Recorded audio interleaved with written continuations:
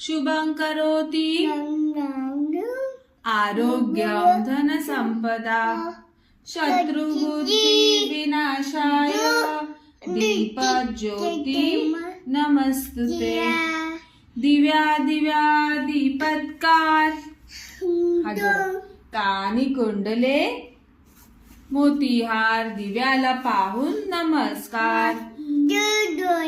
दिवा दिवे देवा पाशी उडेड पडे तुळशी पाशी माझा नमस्कार सर्व देव देवतांपाशी ये गे लक्ष्मी बैस गे बाजे माझे घर तुला साजे